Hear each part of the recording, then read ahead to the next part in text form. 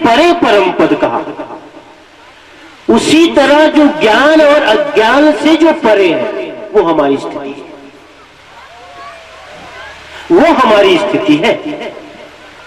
अज्ञान का मतलब होता है जिसे हम जानते नहीं, जो जानना बाकी, और ज्ञान का मतलब होता है जो हम जान लिए। तो ज्ञान भी छूट जाए, अज्ञान भी छूट जाए और ज्ञान भी छूट जाए, उस दशा में क्या है? वो दशा क्या है? होने की दशा, होने की दशा है, एक हो जाना। क्योंकि अज्ञान का मतलब होता है ज्ञाता और ज्ञेय के संबंध को हम ज्ञान कहते हैं, जानना। मैं इस माइक के बारे में जानना चाहता हूं, ये ज्ञेय है और मैं ज्ञाता हूं, ये कैसे काम करता है। और जिस दिन जान जाऊंगा कि ये इस तरह काम करता है, वो ज्ञान हुआ। और जब तक नहीं जानता हूं, ये मेरे लिए अज्ञान। तो साहब का कहना है कि ज्ञान भी और अज्ञान, कि अज्ञान तो छूट ही जाए, ज्ञान भी जो छूट जाए उसे कहते हैं कि वह दशा जिसे होने की दशा कहते हैं, हो जाना, होने की दशा, वो हमारी दशा है। और इसे इस तरह भी समझाया जाए कि मान लो हमारे पैर में कांटा चुभता है, तो कांटे को निकालने के लिए दूसरे कांटे का प्रयोग करते हैं। कांटे को निकालने के लिए दूसरे कांटे का प्रयोग करते हैं, लेकिन जब वो पहला कांटा निकल जाता है तो उसको बड़े लाड़ से, प्रेम से, मोह से नहीं रखते कि इसने इस कांटा को निकाला। रखते हो क्या? उस कांटे को भी फेंक देते हो। इसी तरह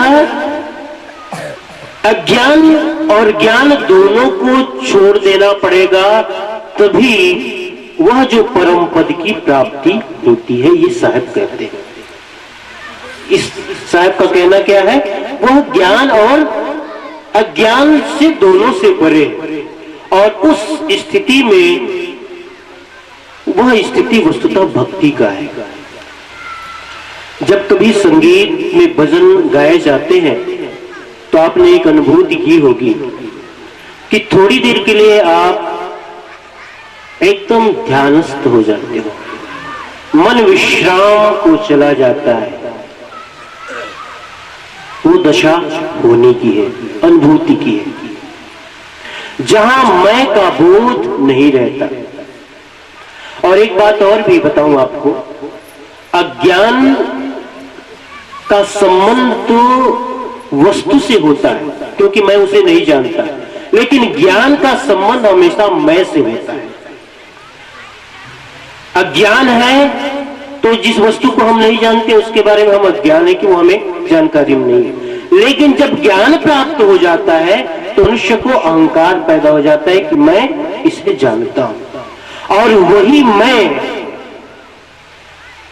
मैं एकत्व की स्थिति में बड़ा बाधक बन जाता है। मैं कर्तापन कि मैं जानता हूं, इसलिए अक्सर ज्ञानियों को अहंकार हो जाता है कि मैं जानता हूं,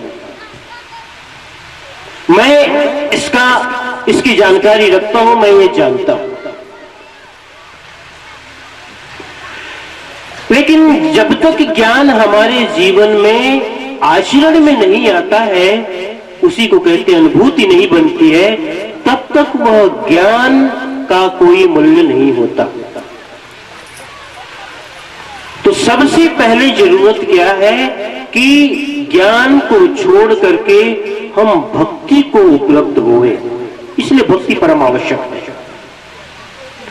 भक्ति इसलिए आवश्यक है क्योंकि ज्ञान को उपलब्ध हुआ व्यक्ति में भी मैं ज्यादा बलशाली होकर के उभर जाए कि मैं जानता हूं, मैं।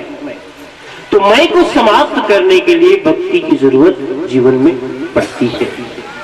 इसलिए सज्जनों, माताओं, थोड़ी देर और साहब का आशीर्वचन बाकी है, थोड़ी देर रुको, अभी आप लोग जाना नहीं, क्योंकि मात्र 2 दिन का समय है और 2 दिन में कुछ ना कुछ अच्छी बातें आपको सुन करके जाना है। इतना बड़ा की बात, ये जिधर कुछ बताए उधर ही बहक जाती है जल्दी से। अच्छा है, बताओ, सबके घर में अगर कोई कबीरपंथी है इसमें, और कबीरपंथी के घर में कबीर साहब के अलावा दूसरे की फोटो है कि नहीं? जरूर होगी। वो कबीर साहब की जहां पूजा घर में फोटो होती है, उसके चारों तरफ सभी देवी देवताओं की फोटो रहती है ना? मैंने एक से पूछा, ऐसा क्यों करते हो भाई? कहते हैं साहब सबको खुश रखना जरूरी है ना, मौके पे साहब को फुर्सत नहीं मिली तब दूसरे आ जाएंगे। अब उनको टाइम नहीं है, कहीं हो सकता है भोज भंडारे में गए हो तो जो रहेंगे वही आ जाए। हनुमान जी गदा उदा लेके आ जाएंगे, शंकर जी शिव त्रिशूल लेके आ जाएंगे। देखो, सभी देव अपने आप में आराधनीय है, सम्माननीय है, अपने आप में सद्गुरु पूर्ण है, उनमें कोई कमी नहीं।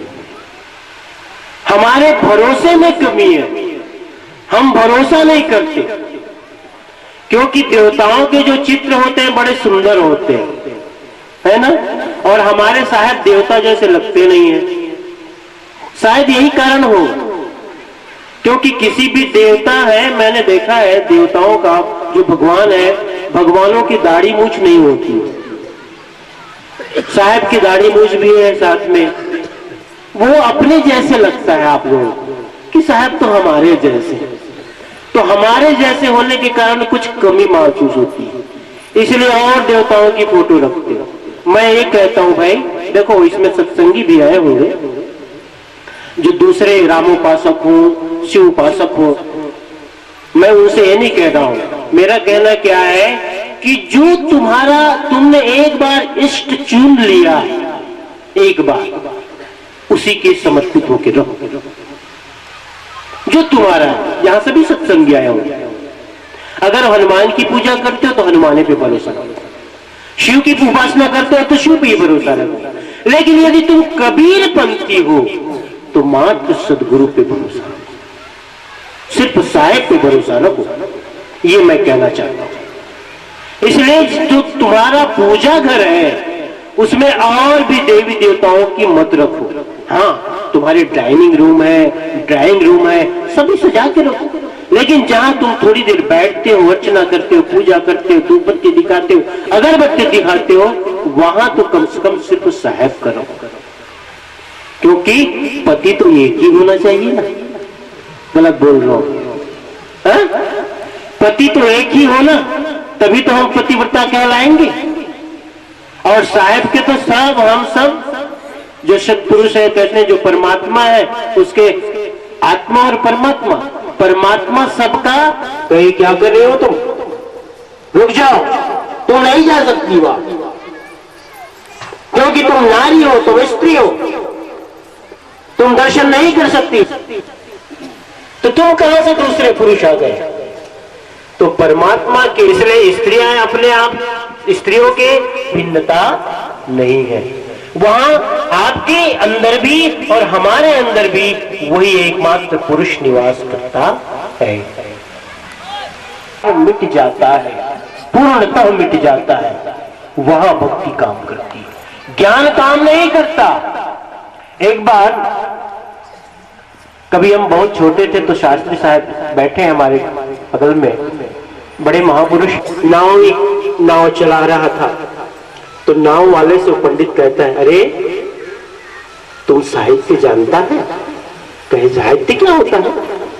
अरे साहित्य विद्या है, और बिना कंठी के जो जीवन जीना पड़े इससे मर जाना श्रेष्ठ है, लेकिन कंठी नहीं उतरेगी। ऐसे ही लोग पार हो जाते हैं और हम ज्ञानी किनारे ही रह जाते हैं। ऐसे ही लोग पार हो जाते हैं और हम किनारे के किनारे खड़े हो जाते हैं, चाहे हमें कितने शास्त्र का ज्ञान हो जाए, कितने शास्त्र के जानकार हो जाए, लेकिन ऐसे लोग पार हो जाते हैं जिनमें अटूट निष्ठा है, भाव है, प्रेम। अभी सकरी में कार्यक्रम हुआ, साहब ने एक बड़ा अच्छा नाक दूं, लेकिन मुंह की गंध तो थोड़ी देर बाद जाएगी ना, तुरंत में तो त्याग है। तो कभी मंत्र सुना रहा होता हूँ, कान के पास जाके दोहराने को बोलता हूँ, तो ऐसा लगता है कि कितना जल्दी मंत्र खत्म हो। ये है तो, लेकिन ये छोटी बातें, निश्चित रूप से छोटी बातें, जिस दिन समझ पैदा हो जाती है, जिस दिन साहब से प्रीति हो जाती है, सदगुरु से प्रीति हो जाती है, और सदगुरु से बड़ी बात क्या है, स्वयं से प्रीति हो जाती है, उस दिन सब छूट जाती है। कनाडा से एक दंपति आए थे, पति पत्नी, साहब गए थे, वहां गए थे तो उनके यहाँ 4-5 दिन रहे। मैं बनारस में था तो मेरे पास आके बैठते थे। उन्होंने कहा, साहब 50 वर्ष के दोनों के थे। मुझसे कहा गया, साहब आप ही बताइए हमारी उम्र क्या होगी। तो मैंने उसको 35 आंकलन किया। इतना यंग, उस उम्र में इतने यंग लगते। तो कहे, मैंने कहा अच्छा, तो आप लोगों को कोई रोग वगैरह? नहीं साहब, मुझे तो कुछ नहीं, मुझे हल्का ब्लड प्रेशर है और ब्लड प्रेशर की नियमित दवाई करता हूं। ये बताना मेरे लिए आशय नहीं था बताने का, ये कथा। उसने एक बात बड़ी अच्छी कही कि साहेब, जब हम जानते हैं कि मेरे हृदय को ज्यादा ताकत लगानी पड़ती है, तो उसके लिए मुझे दवाई खानी जरूरी है। क्यों? क्योंकि जब मैं अपने अंगों का, प्रत्यंगों का सम्मान नहीं करूंगा तो बात कैसे बनेगी, वो मेरी सेवा कैसे करेंगे? तो जब हम स्वयं का सम्मान करने लग जाते हैं तो सारे व्यसन, बुराई दूर हो जाती है। तो जब स्वयं से प्रेम हो जाता है, जब सदगुरु से प्रीति हो जाती है, तो सब छूट जाती है। इसलिए सज्जनों, पढ़ाई लिखाई सबसे ज्यादा जरूरी है। ज्ञान से, शास्त्र के ज्ञान से जरूरी है भक्ति, उपासना, प्रेम।